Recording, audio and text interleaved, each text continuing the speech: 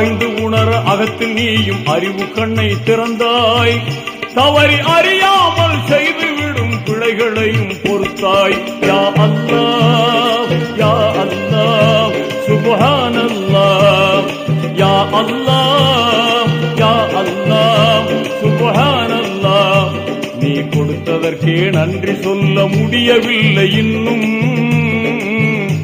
இதில் அடுத்தடுத்து கேட்பதற்கு அஞ்சுதே என் உள்ளம்.